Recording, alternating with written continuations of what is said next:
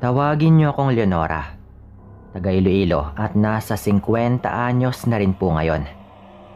Nangyari yung kwentong ito noong ako ay wala pang 20 anyos. Mga nasa 18 o 19 na siguro kung tama yung pagkakatanda ko. Tungkol ito sa karanasan namin sa aswang at may malaking papel yung lola ko sa kwentong ito. Tawagin naman natin si Lola sa pangalang Lola Paula. Mabait po ito sa amin at talagang maasikaso. Madalas kaming pumupunta sa bahay niya at ganoon din naman po ito sa bahay namin. Mga 15 minutong lakaran lang din naman yung distansya ng bahay namin. Nasa isang baryo lang din po kami. Mag-isa na lang din sa buhay si Lola nang mangyari ito dahil wala na rin si Lolo. Itong lola ko ay hindi ordinaryong lola.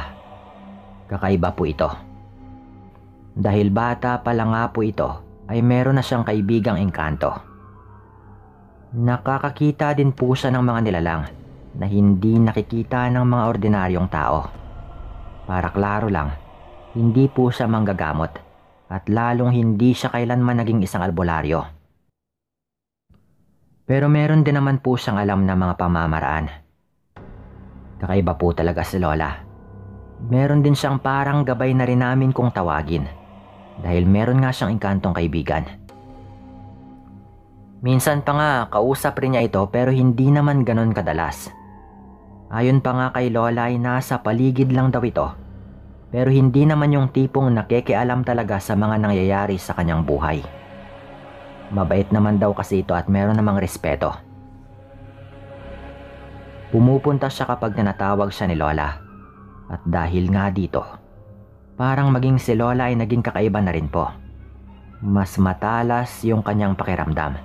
At madalas ay tama nga yung kanyang mga kutob. Kung may presensya ng ibang nilalang sa paligid, ay talagang nararamdaman din po nito.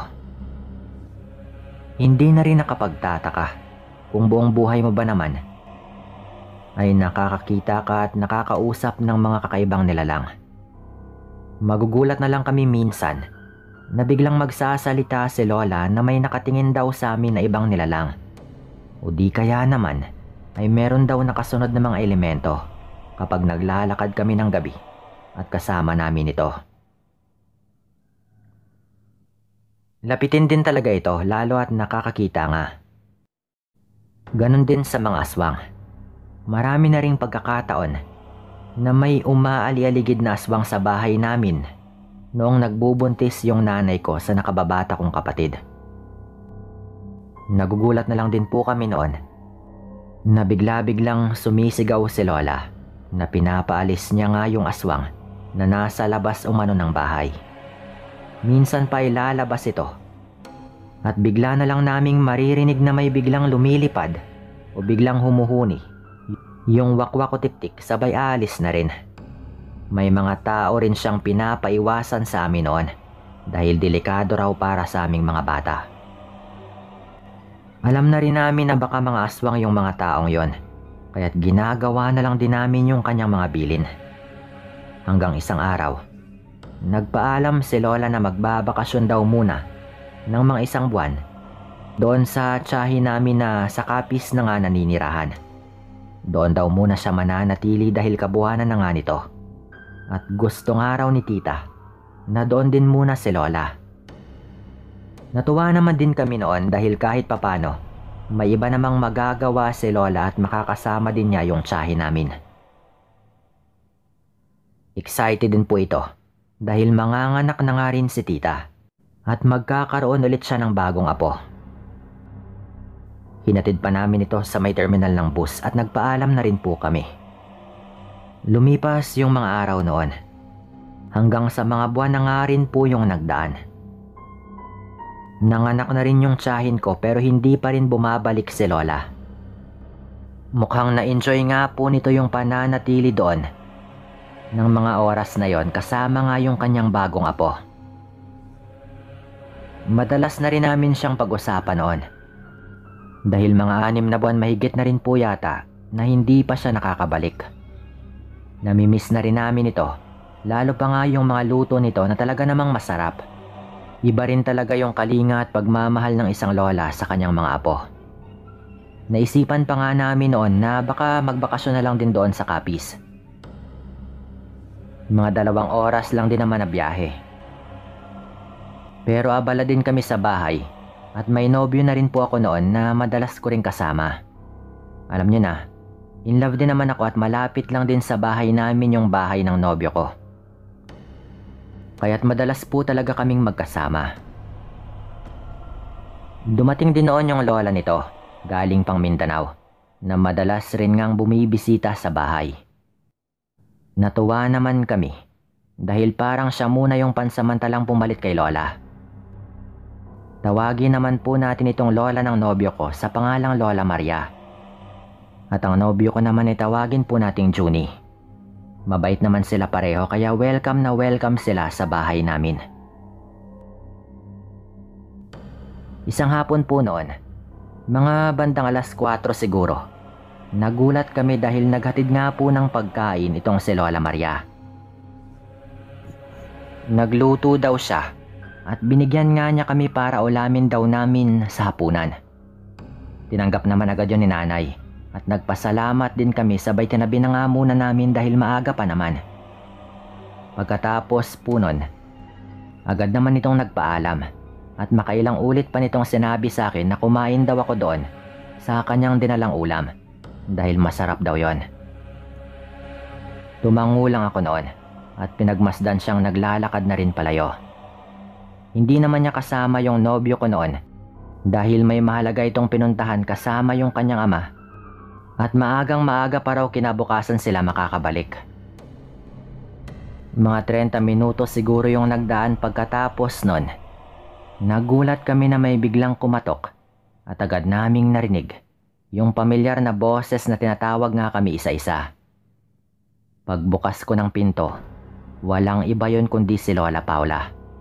Nakabalik na rin pala ito galing Capiz at tuwang-tuwa kaming lahat nang makita namin ito. May mga pasalubong pa nga siyang dala noon. At dumiretso daw siya kaagad sa bahay pagka-uwi nito. Hindi na raw siya nagpahatid kina tita dahil kaya naman niyang bumiyahe pa uwi ng mag-isa. Pero yung masayang tagpong yon, parang agarang naputol. Nung pumasok na nga si Lola Paula sa loob ng bahay. Natahimik kasi ito bigla. Tapos ay patingin-tingin sa paligid at sumisingot din na parang may kung ano itong napansin.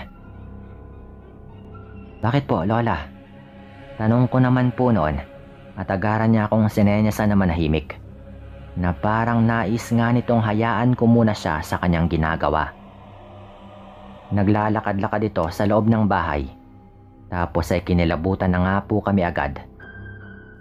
Nang bigla nitong tinawag yung kanyang gabay. Tapos ilang sandali pa, ay pabulong nga itong tumatango-tango na parang merong kinakausap. Nakanganga lang po kami noon at nag-aantay ng linaw mula kay Lola kung ano nga ba yung nangyayari. Kahit si nanay noon ay ganoon din. Sino ba yung nagpunta dito? Hindi ako pwedeng magkamali. May presensya ng aswang dito sa loob ng bahay ninyo. May aswang na nanggaling mismo dito. Sabi pa ni Lola. Tapos ay naglakad nga siya malapit sa may mesa. Dito. Tumayo pa siya dito kanina lang. Ang lakas ng amoy ng aswang dito. Wika pa nga ni Lola at agaran nga akong kinilabutan dahil sa kinatatayuan nito. Doon nga talaga mismo nakatayo kanina si Lola Maria noong naghatid ito ng ulam. Bukod pa sa katotohanan na siya lang din yung bisita sa bahay nung araw na iyon, wala nang iba pa. Nagkatinginan na nga po kami noon. Kapag si Lola na nga yung magsabi, ay dapat ka talagang makinig. Natahimik kami noon at hindi makasagot. Dahil Lola rin nga ng nobyo ko yung pinag-uusapan dito. Na nakapalagayan na rin po namin ng loob kahit sa maikling panahon. Ano na? Sino yung nanggaling dito? Wala bang balak sumagot? Tanong pa nga noon ni Lola. Pero natahimik pa rin po kami noon. Ikaw, Leonora, sagutin mo ako. At baka akala mo hindi ko alam yung nangyayari sa'yo. Wika pa noon ni Lola na parang merong pinapahiwatig. Pero bago pa man niya masundan yung kanyang sasabihin, ay sinabi ko na rin sa kanya. Ipinaliwanag ko rin kung sino ito upang maintindihan ni Lola ng lubusan kung bakit nga naroon yung matanda sa bahay namin. Ganoon ba? Lola pala ng nobyo mo na bagong salta lang din dito. Wika pa ni Lola Paula sabay kuha nung inihatid na ulam ng matanda. Pinatapon niya po yun sa kapatid ko. Sabay hinila niya nga ako sa tabi para kami lang dalawa yung mag-usap. Bakit po, Lola? Tanong ko naman po noon. Meron na yung laman sabi nito, sabay turo sa aking tiyan na parang pinapahiwatig nga nitong buntis ako. Ano? Wala ho. Sabi ko naman po agad noon. Pero doon ko din napagtanto na hindi pa nga ako nadadatnan at may nangyari na rin kasi sa amin ng aking nobyo. Kaya nga rin ako napaisip. Kung ako lang o ikaw, baka mahirap magsalita agad kung buntis ka ba po. Pero yun nga yung sabi ng kaibigan ko. Panay daw yung pagbisita dito ng lola ng nobyo mo dahil buntis ka na rin. Ako na mismo yung magsasalita. Pasensya na at baka mahirapan kang tanggapin, pero delikado yung lola ng nobyo mo. Isa yung aswang. Pagpasok ko pa lang sa bahay, amoy na amoy ko na yung kanyang presensya dito. At hindi lamang yon, parang kahit saang sulok ng bahay ninyo ay napuntahan na rin ng matanda. Hindi ako pwedeng magkamali. At nung tinanong ko yung kaibigan kong engkanto, kumpirmado apo.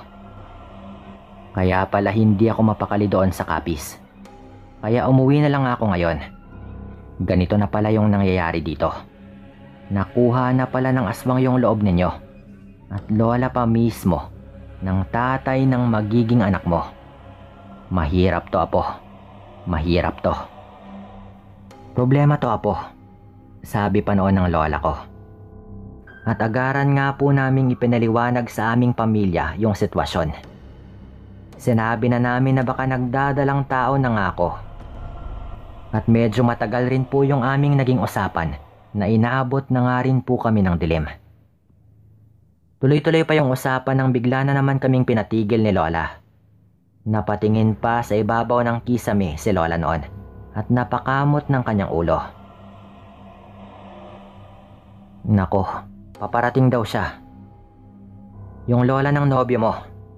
Wika pa nga ni Lola noon na alam na nga namin na nalaman niyang merong paparating dahil na rin sa tulong ng kanyang gabay. Ilang sandali nga ay merong kumakatok sa pinto.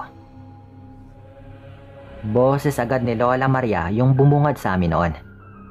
Nagkatinginan pa nga kami noon at napatingin kaming lahat kay Lola Paula kung ano nga ba yung kanyang gagawin. Pagbuksan mo, bisita ninyo yan, di ba? Sabi lang noon ni Lola Paula na talagang kalmado lang din. Nanginginig naman yung kamay ko noon nung pinagbuksan ko nga yung pinto. Pagbukas ko, ay parang nagtama agad yung mata ni Lola Paula at ng bagong kaibigan mo. Nagkatitigan nga agad sila at naramdaman ko rin yung tensyon sa kanilang dalawa. Natigilan pa si Lola Maria sandali noon. Pasok ka. Ako nga pala yung lola nitong si Leonora. Ikaw na malamang yung lola ng kanyang nobyo. Halika, maghapunan muna tayo. Sabi pa nga noon ni Lola Paula. At sinakyan na lang din namin yung mga nangyayari. Naghanda na lang din kami ng hapunan. Napansin ko rin agad na hinahanap ni Lola Maria ang ibinigay po nitong ulam lalo at wala nga yun sa mesa. Pero hindi naman ito nagtanong. Habang kumakain ay nararamdaman ko na talagang may hindi magandang mangyayari. Matalim na yung titig noon ni Lola Maria kay Lola Paula. Naanimoy nagpapakiramdaman silang dalawa. Hanggang sa may mga binubulong na nga si Lola Paula habang kami naman ay kumakain. Ako lang din halos yung nakakarinig nun dahil katabi nga ako ni Lola Paula. Bulong siya ng bulong ng kung ano-ano na hindi ko gaanong maulinigan. At baka kahit malinaw ko pang marinig ay hindi ko rin maintindihan yung mga salita. Hanggang sa biglang binitawan ni Lola Maria ang kutsara niyang hawak, sabay binagsak yung kanyang kamay sa mesa. May kalakasan din po yon. "Anong ginagawa mo, tanda?" sabi nito sa lola ko. Galit na galit po siya na nag-aangil na rin po noon. Hindi siya pinansin ni Lola at tuloy lang po ito sa kanyang mga inuusal na mga salita. Hanggang sa biglang nagkamot sa katawan niya si Lola Maria. Animoy naiinitan. Tapos ay nakatingin lang din sa likuran ni Lola. "Kaya pala, may gabay ka. Nilinlang niyo pa talaga ako at pinapasok sa bahay ninyo. Kahit malamang ay alam na rin ninyo yung pagkatao ko." Sabi pa nga po nito na mukhang nakikita niya rin yung kaibigan ng lola ko. Tumayo na rin po ito noon. Umaangil siya at bahagyang naglalaway. Ang mukha nito ay nagbabago na rin, na parang unti-unting nagiging nakakakilabot. Tumayo na rin po siya noon. Umaangil siya at bahagyang naglalaway at ang mukha nito ay nagbabago na rin. Unti-unting nagiging nakakapangilabot. "Alam mong hindi mo ko kaya, aswang. Kaya kitang patayin kahit dito pa man mismo. At kung magpupumilit ka na maging agresibo sa harap mismo ng aking mga apo, binabalaan kita. Babalandra yung katawan mo sa pamamahay na ito kung magpumilit ka pa rin na pumasok dito." Sambit pa nga ni Lola. Sabay nag-usal ulit ng mga orasyon. Doon na nga napapatras na rin yung aswang noon. Tinatakpan nito yung kanyang tenga habang umaangil na animoy ayaw niyang marinig yung pinagsasabi ng lola ko. Napapasigaw na rin po ito. "Tigilan mo yan! Alis na ako dito!" Sigaw pa nga po nito, lalo at napapansin ko na animoy nang hihina siya habang ginagawa yun ni Lola. Dali-dali itong pumunta sa pinto. Kumuha ng kutsilyo noon yung tatay ko at hahabulin pa sana niya pero pinigilan na rin siya ni Lola. "Hayaan mo na, wag nating dungisan yung mga kamay natin sa dugo ng aswang na yan. Magtatanda na yan. At tandaan mo rin to, Maria, lumayas ka sa lugar na ito. Kapag nakita pa kita ulit bukas dito, baka magdilim na yung paningin ko at kung ano pa yung magawa ko sa'yo." Sambit pa nga po noon ng lola ko. At dali-dali na ring umalis si Lola Maria. Kinabukasan nga po, nagulat kami nang magpunta nga yung nobyo ko sa bahay. Mukhang nakabalik na nga rin ito. Pero iyak ito ng iyak at humihingi ng paulit-ulit ng tawad. Nung umaga lang din daw niya nalaman yung lahat tungkol sa kanyang lola. Parehong umaga na nagmamadali na ring umalis yung kanyang lola pabalik sa lugar nila sa Mindanao. Kalaunan po, naayos naman po namin yung gusot na yon. Nagpakasal pa rin kami ng nobyo ko. At hindi na rin namin nakita pang muli yung lola nito. Pero syempre kahit kailan ay hindi namin malilimutan yung naging engkwentro ng mga lola namin. At dito ko na rin po tatapusin yung kwentong ito at maraming salamat sa inyong lahat.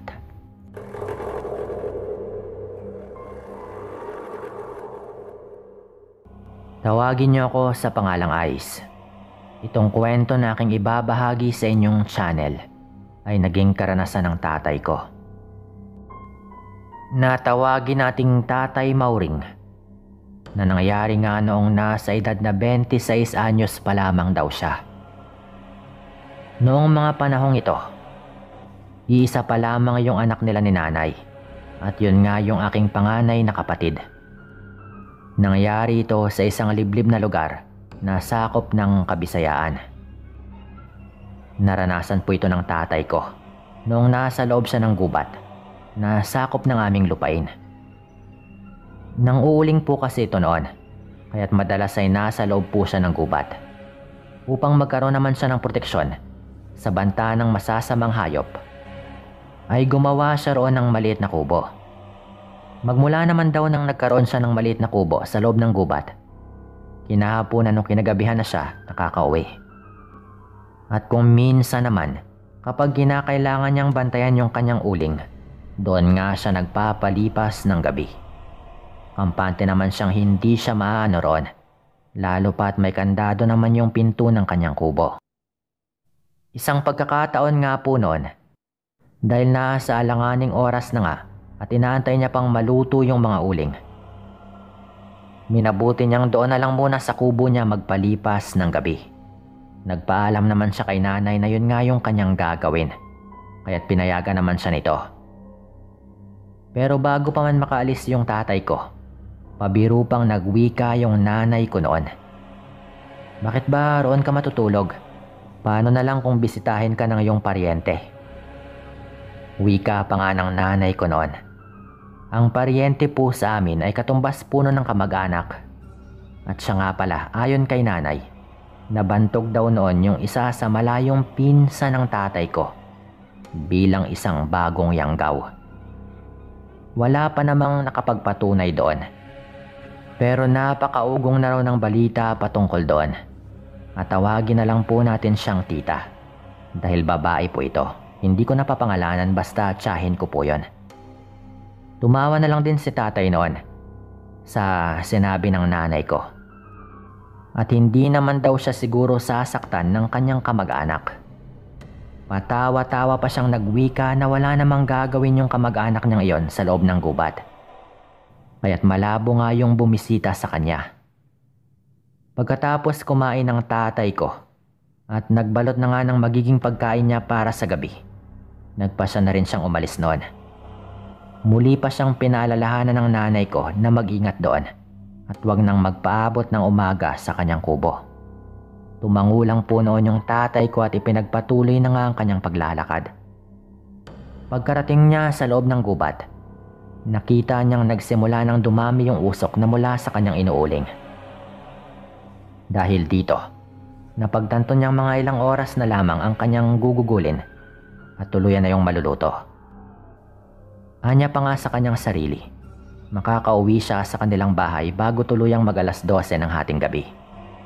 Dahil hindi naman niya maaaring iwan ng basta-basta ang kanyang inuuling, kaya't minabuti niyang tumambay malapit doon. Hindi siya umalis sa lilim ng puno kung saan nga siya nakaupo at hinintay yung tuluyang pagkaluto ng kanyang inuuling. Inabot siya ng alas 6 noon, pero matyaga pa rin siyang nag-antabay roon. Mga bandang alas 8 ng araw ng gabi, nang makaramdam ng gutom yung tatay ko. At dahil dito ay minabuti niyang iwan saglit yung kanyang inuuling at pumasok na muna sa kanyang kubo para kumain. At saktong pagkapasok raw niya, may napansin siyang mga yabag. Dahil tahimik daw yung paligid, kahit na mga mahihinang kaluskos sa paligid ay kanyang naririnig. Napatanong na lang siya sa kanyang sarili kung ano nga ba yung gumagawa ng mga ingay na iyon. Iniisip niya noon na baka may ligaw na hayop sa paligid at baka takihin pa siya nito. At dahil doon, naisip niyang kapag makababa na siya ay dadalhin niyang kanyang sibat na pinasadya pa niyang ipagawa para may pamprotekta siya sa loob ng gubat. Nang nasa kalagitnaan na siya ng kanyang paghahaponan noon, nang mapansin niyang may mahinang paghuni na nagmumula sa labas. Noong una ay hindi niya yon pinansin. Ngunit noong mapaisip siya kung ano nga ba yung posibleng gumagawa ng ingay, tumayo siya at lumipat sa may bintana. Pagkadungaw niya, sinipat nga niya yung paligid. Pero wala naman siyang nakitang kung anong nilalang doon. Babalik na sana siya sa kanyang pagkain. Ngunit narinig niya ang ingay na kung pagtutuunan daw ng pansin ay kawangis ng isang bibe. Ang pinagkaiba lang daw, parang mas garalgal daw yung huni na kanyang naririnig na parang isang bibe. Nagtayuan yung mga balahibo sa batok ng tatay ko noon. Kung hindi raw kasi siya nagkakamali, malamang daw ay isang aswang yung naroroon. Nagtaka pa siya kung bakit nakakarating doon yung aswang, gayong wala naman siyang mabibiktima roon. At dahil doon, naisip kaagad ni tatay yung sabi ni nanay patungkol sa isa nga niyang malayong pinsan na sinasabing bagong Yanggaw. Ayon pa nga kay tatay, yun daw talaga yung unang pumasok sa kanyang isipan noon. Dahil kapag bagong Yanggaw raw ay hindi nga niya nakokontrol ang kanyang utak at sarili. At dahil doon, malaki rin daw yung posibilidad na makarating doon yung Yanggaw dahil wala nga ito sa kanyang sarili. Hinayaan na lang muna yun ni tatay at muli nga siyang bumalik sa kanyang pagkain. At pagkatapos raw niyang kumain ay bumaba siya dala yung kanyang flashlight at sibat. Hindi raw kasi siya sigurado kung yung malayong pinsan ba niyang bagong Yanggaw yung naroroon o baka ibang aswang. Napadasal pa nga siya noon na sana ay walang masamang mangyari sa kanya roon.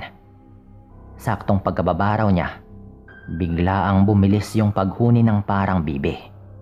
Ayon pa nga kay tatay, parang umiikot pa raw yun sa kanya at parang sinasadya siyang takutin. Inilawan naman niya kaagad yung paligid. Ngunit wala nga siyang nakikitang kung anong nilalang. At dahil doon ay napasigaw na nga yung tatay ko noon. "Huwag mo akong takutin. Bumalik ka na sa kung saan ka man galing at huwag kang magiging distorbo rito sa aking ginagawa. Sibatin pa kita riyan kapag nakita kita." Sigaw pa nga raw ng tatay ko noon. At pagkatapos nga niyang sumigaw, naging tahimik daw yung paligid. Subalit, hanggang sa mga panahong yon, hindi pa rin daw nawawala ang kanyang pangingilabot. Minabuti na lang ni tatay na ihanda yung kanyang sarili sa kung anumang mangyayari. Nagpatuloy siya sa kanyang paglalakad. Hanggang sa nakarating na nga siya sa kanyang ulingan. Nung naroroon na nga siya, biglaan naman daw siyang nakarinig ng mahinang paghuni ng bibi na parang umaaligid lang. At dahil doon, naging panay daw yung pagmumura ni tatay at pagbabanta sa aswang hanggang sa muling tumigil yon sa kanyang paghuni. Naupo ulit yung tatay ko sa lilim ng puno, kung saan nga siya naupo bago pa siya maghapunan. At habang naroroon, nagmamatsyag raw siya sa paligid. Walang ano-ano. May narinig siyang pagkaluskos na parang may gumagalaw ng mabilis. Napatayo pa siya noon nang biglaan dahil may dumaan daw na malakas na hangin sa kanyang tapat. Sa gulat ni tatay ay muli siyang napamura at sinundan yung liwanag ng flashlight yung dumaang hangin na kanyang napansin. Ganon na lang yung paninindig ng kanyang mga balahibo nang makita niya ang isang maitim na aso na mabilis raw na tumatakbo. Pumasok raw yon sa kasukalan at dahil hindi na nga yun naabot ng liwanag ng flashlight, hindi na alam ni tatay kung saan nga ba nagpunta ang naturang nilalang. Iniisip pa niya noon na baka yun nga yung aswang na malamang daw ay umalis na dahil hindi nga siya nito magawang biktimahin sapagkat meron siyang sandatang panlaban doon. Naging kampante noon yung aking ama at hanggang sa tuluyang lumabas na nga yung apoy sa inuuling niya, hindi na raw niya naririnig yung parang huni ng bibi na malamang ay gawa nga ng aswang. Inisip niyang tuluyan na nga sigurong nakaalis yung aswang doon kaya't nawala na rin yung kanyang nararamdamang takot. Bago bumalik noon sa kanyang kubo, siniguro na muna niyang walang hangin na makakapasok sa kanyang uling at walang usok din yung makakalabas mula roon. Pagkatapos niyang apakan yung kanyang inuuling na naluto na para tuluyang mawala yung hangin sa loob nun, napagpasya niyang bumalik na muna sa kanyang kubo. Ang nasa isipan ng aking ama noon ay magpapahinga na muna siya kahit isang oras lamang at mga 10:00 na lang daw siya uuwi. Habang naglalakad nga siya pabalik sa kubo, ay labis siyang nagtaka sapagkat parang may mga mata raw na nakamasid sa kanya. Pagkarating niya sa may tapat ng kanyang kubo, inilawan pa niya yung kanyang dinaanan dahil baka nga raw nasundan siya ng aswang na yon. Pero wala naman siyang nakitang nilalang doon. Pumasok nga siya sa kanyang kubo at nahiga na rin sa sahig. Papatulog na raw sana yung tatay ko noon nang makarinig siya ulit ng mahinang paghuni na parang gawa raw ng bibi. Alam niyang aswang yon at agad nga niyang natunton kung saan nagmumula yung ingay na kanyang naririnig. Dahil tahimik yung loob ng gubat, kaya't hindi siya maaaring magkamali kung saan humuhuni yung aswang na yon, at sa may bandang likuran talaga ng kanyang kubo. Dahil walang bintana roon, minabuti nga ni tatay na sumilip na lamang sa may siwang. Subalit dahil limitado raw yung kanyang nakikita at madilim pa yung paligid, hindi raw niya nakita yung aswang doon. At dahil dito, nagpasya siyang bumaba saglit sa kanyang kubo. Dala nga yung kanyang sibat at flashlight. Habang pababa raw siya, mas lalo pang bumilis yung paghuni ng bibi. Nang tuluyan nga siyang makalabas sa kanyang kubo, agad raw siyang tumungo sa likuran at inilawan niya yung paligid. Walang ano-ano, may nakita raw siyang isang babae na nakahubot-hubad at nakatuwad. Subalit dahil nakataliko daw yun sa kanya, hindi raw niya yon nakilala. Nakabuhagag daw kasi yung buhok nun. Kaya agad ding pumasok sa isipan ng tatay ko na yun nga yung aswang na gumagawa ng huni na kanyang naririnig.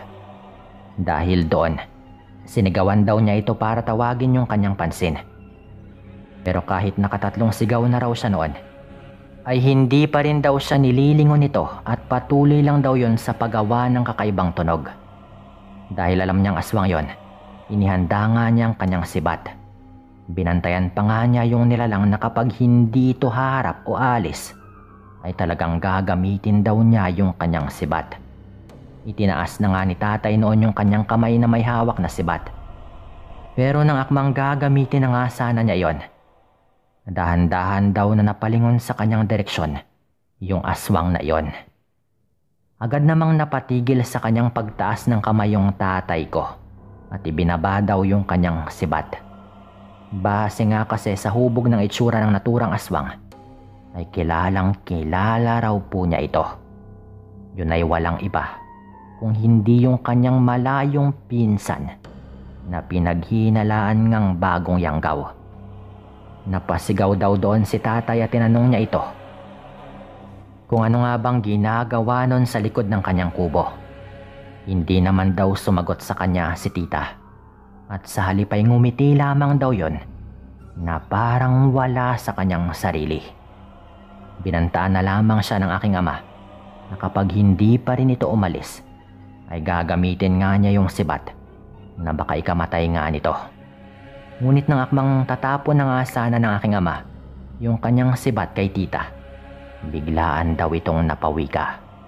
Ayon pa nga sa kanya, naghanap lamang daw siya ng balingkukok. Ito ay isang uri po ng suso na matatagpuan sa mga gubat o minsan naman ay sa kawayanan. Itong uri po kasi ng suso ay madalas ding kinakain sa aming probinsya. Napakunot noon naman agad yung aking ama noon at napaisip na wala namang taong merong matinong kaisipan ang maghahanap ng ganon sa ganong oras ng gabi. Isa pa ay babae nga ito at wala man lang siyang ibang kasama. Kaya't sa halip na sibatin yung kanyang malayong pinsan, ay sinabihan na lamang daw niya ito na umuwi na sa kanilang bahay. At habang sinasabi yun ng aking ama, nakita niyang nagbabaga pala yung mga mata ng kanyang pinsan at puno raw ng tumutulo na laway yung bibig nito. Nang mapansin niya na parang nagmamatigas nga itong si tita, binantaan daw niya ito na kapag hindi pa rin umuwi o umalis sa loob ng gubat, ipagkakalat na nga niya yung kanyang tunay na katauhan. Dahil doon ay nagmadaling umalis yung naturang babae nang hindi man lang daw napapalingon sa aking ama at hindi man lang nagpaalam. At ayon pa nga kay tatay, sobrang bilis daw ng paggalaw nun na parang hindi talaga normal na tao. Dahil din sa nangyari, noong mga panahong yon ay minabuti na rin ng aking ama na umuwi na lang sa bahay. Naisip niyang kinabukasan na lamang niya babalikan yung kanyang uling. At pagka-uwi naman niya, ikwinento nga niya sa aking ina ang kanyang mga naranasan. At maging yung nanay ko ay kinilabutan dahil doon. Sa ngayon, wala na sa aming probinsya itong si tita. Dahil nakapangasawa na nga po ito ng taga Mindanao. Pero bago po ito umalis, Talagang kalat na po na isa nga itong aswang, pero hindi yun alam ng kanyang napangasawa. Kaya't kinakabahan nga po kami noon at baka kung mapano po ito. O baka siya pa nga yung makasakit ng ibang mga tao. Marahil nga raw ay sinadya naman ni tita na umalis sa aming baryo upang makaiwas sa kung anumang kwento patungkol sa kanya. Hindi ko nga po siya nakita ng personal at nalaman ko na lamang yung kwentong ito dahil kay tatay. Hindi na po kasi ito bumalik sa lugar namin. Pero nag-iwan po siya ng mga karanasan sa ibang mga kababaryo. Kasama na rin po noon yung tatay ko na naranasan po mismo at nakita mismo yung pagkaaswang ng tiyahin ko. Dito ko na rin po ito tatapusin at maraming salamat sa inyong lahat.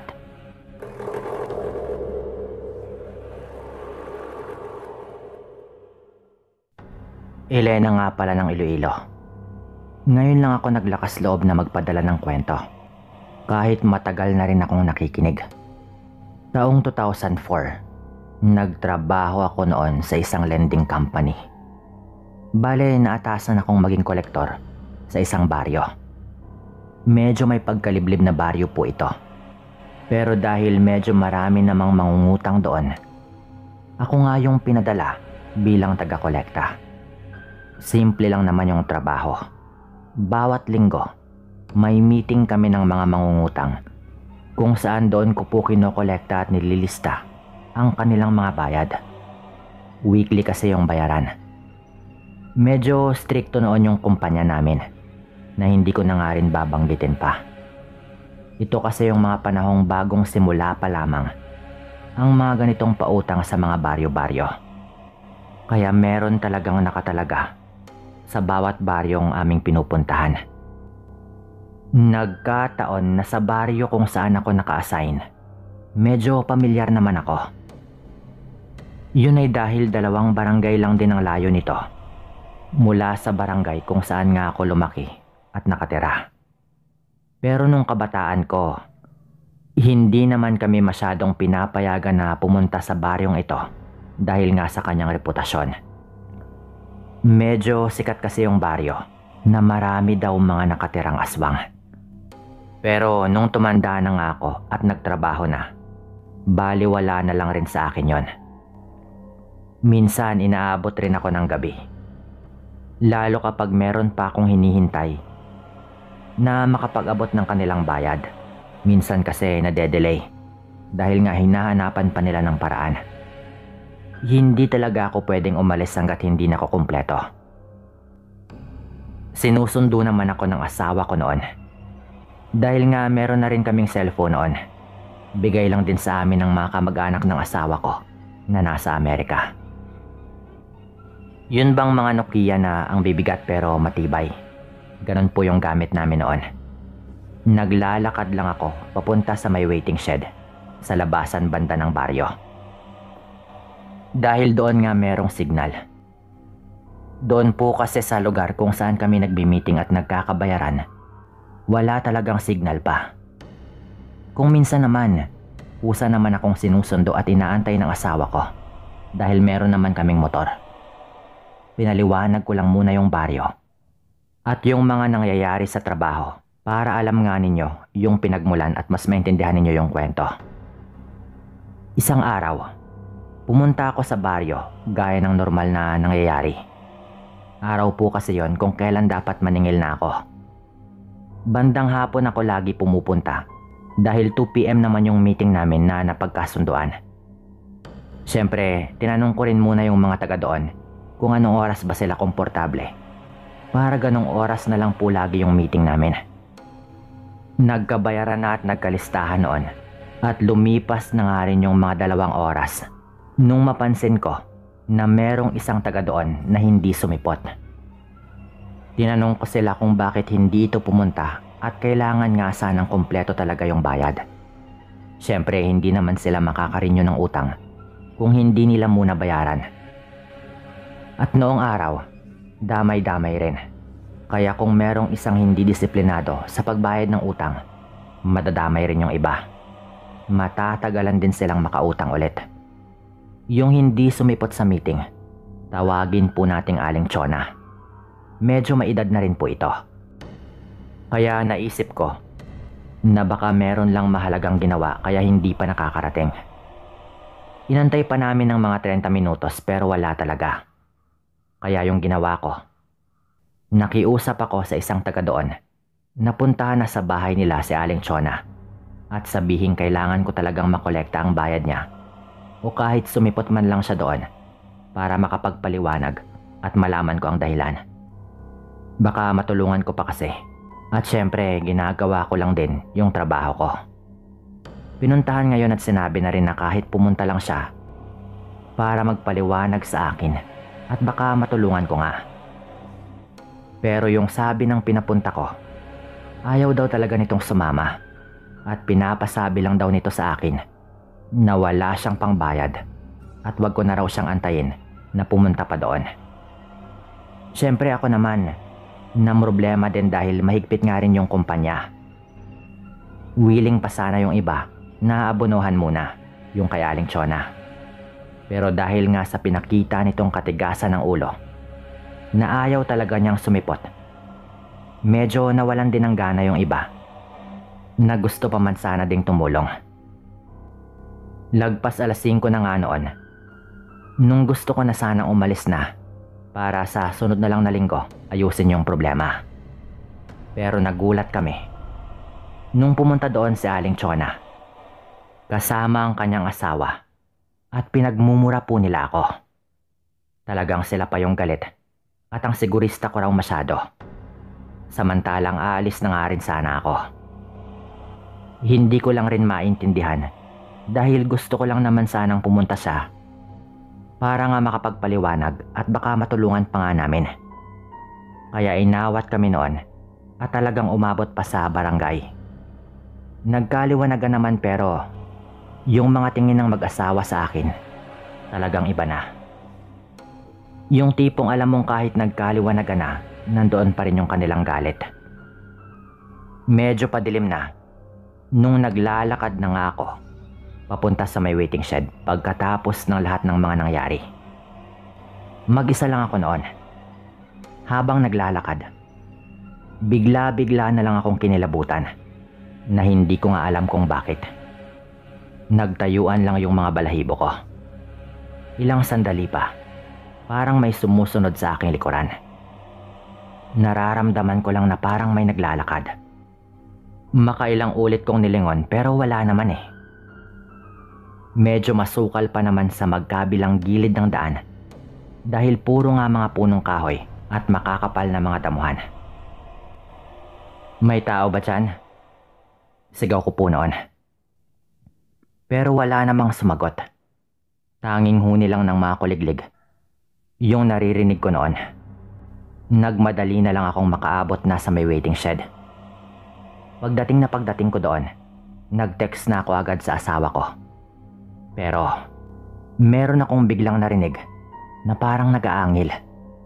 Merong ilang mga motor na dumadaan kaya nawawala-wala yon. Ngunit kinilabutan na talaga ako. Dahil doon nga sa may likod mismo ng waiting shed, yung naririnig kong umaangil, Sir Dan. Alam ko talagang kakaiba na. Sakto naman na nakita ko na sa hindi kalayuan, merong paparating ulit na motor. Sa tunog nun, alam ko talagang yung asawa ko na yon. May kalumaan na kasi yung ginagamit naming motor na talagang kahit malayo, alam ko agad kung sino yung paparating. Mukhang hindi na nga niya ako inantay na mag-text at nagkusa na nga ito na sunduin ako. Sanay na rin kasi siya na ginagabi ako minsan kaya alam na rin niya at kusa na lang din siyang pumupunta minsan. Ako na mismo noon ang umalis na sa may waiting shed at halos patakbo ko ng sinalubong yung asawa ko. Paglapit ko sa kanya, agad na nga akong umangkas. Bakit ka namumutla? Tanong pa ng asawa ko noon dahil napansin nga niya na parang natatakot ako.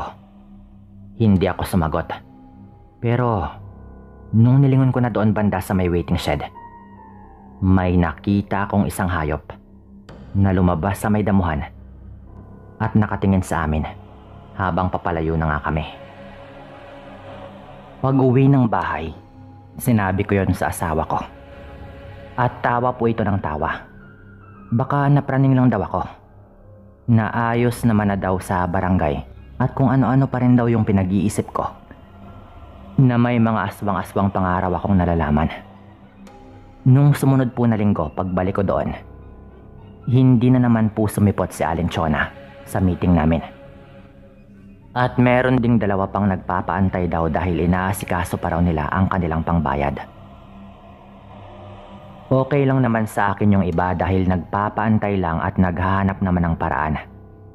Pero nadismaya na nga talaga ako kay Aling Chona. Dapat nga nandun na siya dahil 2 linggo na yung dapat niyang bayaran. Kahit man lang sana sumipot siya para mapag-usapan namin kung ano nga bang problema. Pinakalma ko lamang yung sarili ko noon dahil pasensya rin talaga ang puhunan sa ganitong trabaho. Inantay namin yung mga nagpapaantay. Inabot na naman po kami ng mga ilang oras. At lagpas 5:00 na nga sila nagdatingan. Ang kinagandahan lang doon ay meron na silang daladalang mga pangbayad. At talagang paulit-ulit pa silang humihingi ng pasensya sa akin dahil halos padilim na nga rin nung magdatingan sila. Bagay na hindi na rin bago sa akin dahil sanay na nga akong umuwi ng gabi. Yung nakakalungkot lang, wala talaga si Aling Chona dahil hindi nga talaga ito sumipot. Inasikaso ko lamang noon yung mga iba pang dapat asikasuhin. At nakiusap ako sa isang taga roon na mangungutang din nga. Nasabihan niya si Aling Chona na sumipot naman dahil dismayado na nga ako sa kanya. At baka sa susunod ay hihingi na ako ng tulong sa opisina at para mapag-usapan nila mismo. Kasi gano'n naman talaga ang nangyayari kapag merong tao na parang wala na nga talagang balak magbayad. Dahil hindi na rin sumisipot sa mga meetings. Sinabi naman sa akin nung pinakausapan ko na makakarating daw kay Aling Chona yung mga pinapasabi ko at umalis na nga rin ito. Mga ilang minuto pa bago naman ako umalis na at naglakad papunta doon sa waiting shed. Hindi na ako nag-iisip ng kung ano-ano noon at baka matakot lang ako. Nakarating naman ako doon at tinext ko na nga yung asawa ko. Madilim na rin talaga noon, Sir Dan. Nagulat na lang ako nung may naglalakad papunta doon. Lumapit doon sa may waiting shed. Si Aling Chona. Akala ko magbabayad o hihingi ng dispensa. Pero tumingin-tingin lamang ito sa paligid. Na parang tinitignan po nito kung meron bang tao. Tapos agad po itong lumapit sa akin. At merong pabulong na sinabi. Talagang ginigipit mo kami, no? Mag-ingat ka, iha. At baka hindi mo kilala yung binabangga mo. Sabi po nito sa akin. Habang sinasabi po niya yon, nanlilisik na po yung kanyang mga mata. Nung napatras po ako sa kinatatayuan ko. Bigla pong umisi yung matanda at nung binuka po nito yung kanyang bibig. Nakita ko po talaga, Sir Dan. Talagang pinakita po nito sa akin kung paanong dahan-dahang humahaba ang kanyang mga pangil. Sumisigaw na ako noon dahil takot na nga ako. Pero parang walang lumalabas na boses sa akin. Hindi talaga natakot yung matanda samantalang medyo maliwanag doon dahil may ilaw malapit sa waiting shed. Kaso wala nga lang bahay na malapit. Meron lang pong street light. Sisigaw na nga sana ako ulit. Nung bigla naman akong sinakal ng matanda. Babaeng matanda po ito Pero ang lakas po niya. Mabuti na lang at may nadukot akong gunting sa aking bag. Lagi ko kasing dala yon dahil nauso po noon yung pagre-recycle ng mga plastic na pabalat ng mga chicherya o kung ano-ano pa. Ginagawa ko po yun habang naghihintay minsan.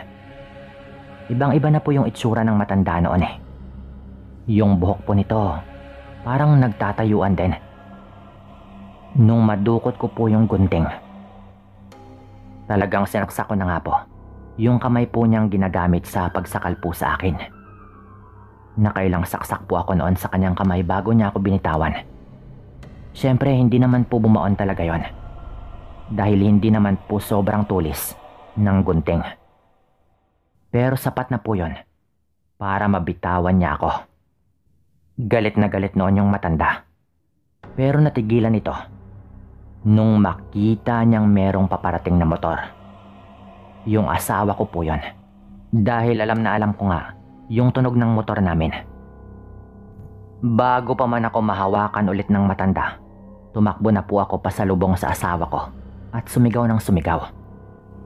Gulat na gulat noon yung asawa ko, kaya nagpaliwanag ako. Pero halos hindi na ako makapagsalita ng diretsyo dahil nga sa nerbiyos. Kaya tinuturo ko yung nasa waiting shed. Nung lingunin ko nga po ulit yon, nakita namin pareho ng asawa ko yung matanda na mabilis na nagsuot sa kakahuyan sa likod ng waiting shed. Ang bilis po nun. Mabuti na lang at nag-alangan siya nung makita niyang merong motor na paparating, dahil kung hindi, pwedeng-pwede pa talaga niya akong patayin o saktan kung ginusto lamang niya. Umuwi na lang kami noon ng asawa ko. Nakita nga niya yung mga dugo sa gunting at sa kamay ko, pati na rin yung marka ng pagsakal sa aking leeg. Kinabukasan, agad-agad nga po kaming bumalik, Sir Dan, kasama ang mga kapatid ng asawa ko. Pero sinabihan ko lang po sila na wag maghanap ng gulo. Sinadya namin agad yung bahay nila Aling Chona. Iginiit ko yung mga nangyari, pero tinatanggi po nila. Sinabi kong patunay yung mga sugat. Pero nung tignan po namin ang kanyang kamay, yung mga sugat po nito nandun pa rin po, pero parang naghilom na. Yung tipong parang pagaling na talaga. Sabi po niya, sugat daw niya yon nung nagapas sila ng mga tanim nilang palay sa maliit nilang palayan. At kung kagabi lang nga daw yung sinasabi ko, edi sana preska pa daw yung sugat. Yun po talaga yung term na ginamit niya. Ang tanda na po niya para magapas pa ng palay. At yung mga sugat niya, doon din po talaga yung mga sinaksak ko. Pero nagdatingan na rin po noon ng ibang mga kamag-anak ni Aling Chona, dahil mukhang nakatunog po yung mga ito na pumunta nga kami doon. Nung mapansin ko pong nagsisimula na pong magkataasan pa ng boses, inawat ko na lang po noon yung asawa ko pati na rin yung kanyang mga kapatid, bago pa nga po tuluyang magkataasan ng boses at magkagulo. Umalis po kami noon at nag-resign na rin po ako sa trabaho ko. Hindi ko na po sinabi kung anong dahilan, basta sinabi ko lang na ayaw ko na. Wala pong nakaalam nun masyado, dahil nga po hindi naman po kami nagkwento. Umiwas na lang po talaga kami. Na-trauma din talaga ako dahil sa totoo lang, muntik na akong patayin ng aswang na yon. Mabuti na lang at may mga ganitong programa na malaya kaming magbahagi ng mga kwento. Dahil pag kwento ko to sa iba na ako lang, siguradong walang maniniwala eh. Ilang pagkakataon ko na ring sinubukan pero wala rin. Ngunit malinaw sa akin, Sir Dan, na aswang si Aling Chona, pero hindi ko na rin alam kung buhay pa ba ito o hindi. Matagal-tagal na rin kasi nang mangyari ito. Hanggang dito na lang din po itong kwento at maraming salamat sa pagkakataong may bahagi ito sa inyo.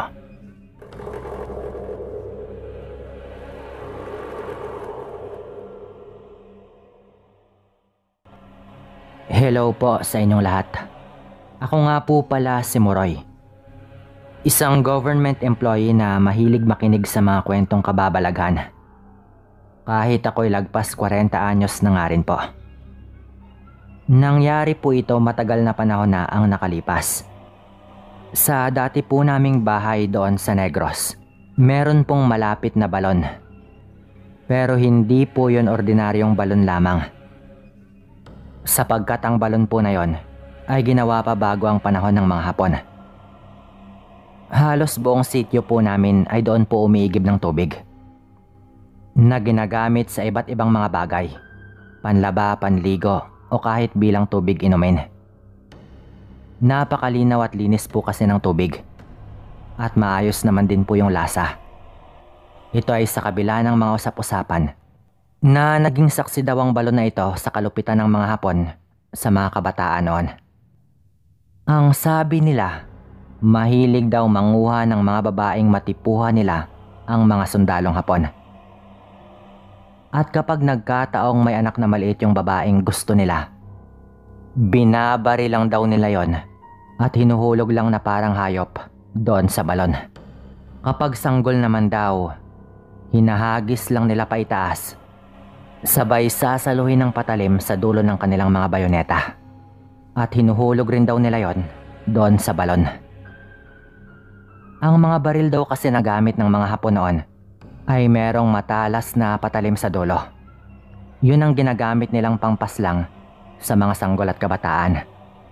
Sa totoo lang, hindi po ito basta usap-usapan lang. Dahil ang lola ko mismo, na noon ay dalaga na po, ay nasaksihan din po ang kalupitang yon. Nilinis lang daw po yung balon na yon. Kaya nagsimula na nga pong gamitin daw ulit ng mga tao.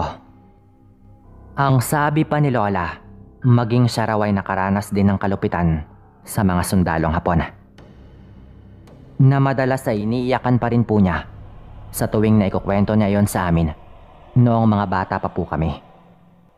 Ang balon nga palang ito ay nasa loob na ng bakuran ni Aling Julia. Simula nang maliit pa po ako, gano'n na po yon. Si Aling Julia ay isang matandang dalaga na medyo masungit sa unang tingin, pero napakabait naman po na tao. Nabili po kasi nito ang lupa at kasama na po yung balon doon. Kahit may bakod po, hinahayaan niya po pa ring makaigib ang mga tao doon. Si Aling Julia ay isang komadrona. Siya ay dating nurse kaso nga lang, umalis na ito sa dati niyang pinapasukan. Gawa ng matanda na nga rin po ito. Pero dahil nga marunong naman ito, naging isa po siya sa pinagkakatiwalaan ng mga tao doon sa amin. Sa tuwing may nagbubuntis po at nanganganak, siya po yung pinapatawag. Kaya naging kumadrona po ito sa sityo namin, lalo at marunong din po siyang manghilot. Marami pang nanganganak sa hilot noon, kaya marami rin pong manghihilot sa lugar namin. Nagulat na lang po kami na pagdating po ng mga pinsan ko, pinagpapawisan po ang mga ito at hinihingal po. Nung tinanong namin, napatakbo daw kasi sila nung dumaan sila sa may balon. May naririnig daw kasi silang parang iyak ng bata na nagmumula sa mismong balon. Nung una, akala daw po nila ay guni-guni lang nila. Pero nung pinakinggan daw nilang mabuti, doon daw talaga nanggagaling ang tunog sa napakatanda ng balon. Nagtaka po kami noon, pero agad po naming naalala ang kwento ng lola namin na noong araw ay naging tapunan daw ng mga bangkay ng bata at sanggol ang balon na ito. Sa isip namin, marahil ay kaluluwa ng mga kawawang kabataan ang narinig ng mga pinsan ko. Ang nakapagtataka lang po doon, sa tagal po ng panahon, wala man lang nabalita ang ganon doon sa balon. Bata pa po ako noon kaya syempre, takot na takot po kami noon ng mga pinsan ko. Pero hindi lang po yon. Ang nagpalito pa po sa amin noon ay ang katotohanan ng ilang araw po pagkatapos noon. Maraming mga tao ang nakapansin na nagbago daw yung lasa at kulay ng tubig doon sa balon. Ang mga taong nag-iigib doon ng maagang maaga pa, nakapansin na lumansa daw ang amoy at lasa ng tubig. Medyo nag-iba din daw yung kulay nun, na parang may halong dugo. Hindi rin naman po pwedeng kalawang, dahil wala naman pong tubo ng poso o ng iba pang pwedeng magdulot ng kontaminasyon doon sa balon. Lalo at tuwing gabi, tinatakpan rin po yon At sarado rin po yung bakod. Ilang araw na pong naging palaisipan sa amin ang tungkol doon. Mabuti na lang po at nung mangyari po yon, meron naman po kaming stock ng tubig. Ang iilan po kasing nakainom nun, sinakitan raw po ng kanilang tiyan.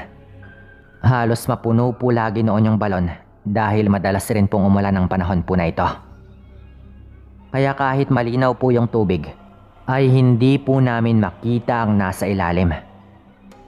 Meron pong isang kababaryo namin ang nagboluntaryong linisin ng balon. Pinadrain po nila yung tubig gamit ang water pump upang matignan po talaga kung meron bang kung ano doon sa ilalim. Nung una ay umalma po si Aling Julia, pero wala po itong magawa dahil na rin po sa pakiusap ng mga tao. Nalinisin na talaga yung balon para na rin po sa kapakanan ng mga gumagamit ng tubig doon. Doon na po tumambad sa amin ang nakakakilabot na nadiskubre sa ilalim ng balon. Meron pong mga maliliit na buto doon sa ilalim na animoy buto po ng sanggol. Nakabalot pa po yun ng puting tela. At kung titignan po yun, halatang bago lang po yun. Pero bakit? At sino namang walang magawa ang naghulog ng bagay na yon doon sa balon? Kaya doon na rin po lumabas ang mga iba't ibang usap-usapan. Ang sabi ng ilang kababaihan sa lugar namin, nakapagtataka raw na nung may iilan sa kanila na namatayan ng anak o yung mga nakunan sa kanilang pagbubuntis, nabiglaan lang din at hindi may paliwanag yung dahilan, ay karamihan daw doon kay Aling Julia nagpahilot. At ang mas nakapagtataka pa, lagi daw itong nagpupumilit na siya nang maglilibing sa mga namatay na sanggol. Dahil sa labis na lungkot ng ilang mga namatayan, hinayaan na ng iba yon kay Aling Julia. Lalo na yung mga ilang buwan pa lang sa sinapupunan at nakuna na. Yung iba naman ay walang masyadong pakialam dahil aksidente lang naman na nabuntis. Kaya iniwan lang nila kay Aling Julia yung namatay na sanggol nung makuna ng mga ito. Marami nang mga nagsasabi noon na may lihim na itinatago si Aling Julia. Simula nang madiskubre yung mga buto sa ilalim ng balon na yung tipo ng mga buto na halatang kailan lang tinapon doon. Yung tela po kasing ginamit pang balot, halatang bago lang din po. Hanggang sa may isa pang sumaksi tungkol sa pagkatao ni Aling Julia. Si Mang Berhel, kapitbahay mismo ni Aling Julia. Sila Mang Berhel at ang kanyang pamilya lang ang hindi umiigib doon sa balon nung mga panahon po na ito. Meron po kasi silang sariling balon na meron pong motor at tangke kung saan magsastak lang po sila ng tubig gamit yung kuryente. Alam nyo na rin po siguro yung tinutukoy ko. Ang sabi po ni Mang Berhel, meron din daw siyang nadiskubre ilang buwan na ang nakalipas. Isang hating gabi daw noon, lumabas siya para tignan ang napunding ilaw sa may likod ng kanilang bahay. Pagkalabas daw po ng pinto, agad siyang nakarinig ng kakaibang tunog mula doon sa may bahay ni Aling Julia. Parang tunog daw ng mabangis na hayop. Agad niyang pinatay ang flashlight upang palihim na matignan kung anong lumilikha ng tunog na yon. Dahil bukas ang ilaw sa kusina ni Aling Julia, naninag daw ni Mang Berhel ang nasa labas. Doon na po nito nakita ang isang pamilyar na babae. Hindi siya pwedeng magkamali na si Aling Julia yung kanyang nakita. Nakasuot daw po ito ng puting duster, habang nilalantakan ang kung anong bagay na parang nakabalot pa raw ng puting tela. O baka lampin. Parang hayop daw po itong kumakain. At naririnig daw po talaga niya ang bawat pagnguya. Sa sobrang bilis daw ng ginagawa nitong pagnguya, na parang buto na lang yung ititira niya doon sa kanyang kinakain, ay talagang naririnig daw yon. Ilang sandali pa raw ay binalot niyang muli ng lampin ang mga tira-tira. Sabay mabilis na tumayo at naghugas doon sa balon. Sabay tapon ng natirang buto-buto doon din mismo sa balon. Hindi na raw nakatiis si Mang Berhel noon, kaya nung pabalik na ang matanda, kinuha niya ang kanyang flashlight at agad yung inilawan sa mukha para makumpirma kung si Aling Julia nga ba yon. At doon ay nakita niya mismo ang galit na galit at nakakatakot na itsura ng matanda nung tinamaan ito bigla ng ilaw. Kumpirmado. Si Aling Julia nga. Tinignan lang daw siya nito ng napakasama. Kaya agad siyang pumasok sa kanyang bahay. Lalo at nanlilisik na nga yung mata ng matanda. Yun daw yung magpapaliwanag sa halos ilang buwan na rin nilang hindi pagpapansinan ni Aling Julia. Na napansin na nga rin po namin noon at ng iba pang kababaryo. Naikwento daw po yun ni Mang Berhel sa kanyang mga anak. Pero pinayuhan siya ng mga ito na manahimik na lang, lalo at wala namang maniniwala. Maraming nagalit kay Aling Julia noon. At kahit nilinis ngang muli yung balon, wala nang naglalakas loob na umigib pa doon. Kung may iilan man, hindi na para inumin. Wala na ring nagpapahilot kay Aling Julia simula noon. Hanggang sa isang araw, nabalitaan naming nagkasakit na raw ang matanda. May dumating sa kanila isang hapon na mga kapamilya daw nito. Kinaumagahan po nun, nagulat na lang po kami na namatay ng araw po sa Aling Julia. Ang sabi nila dahil na rin daw sa katandaan nito. Wala ring nagpupunta sa lamay noon. Dahil takot nga po yung mga tao, pati na rin po sa pamilya ni Aling Julia. Hanggang sa mailibing na nga po yon. Pero ang malaking katanungan po sa amin noon ay kung sino ba sa kanyang mga kamag-anak ang tumanggap. Sino nga ba ang nagmana? Hanggang dito na lang po muna at maraming salamat po.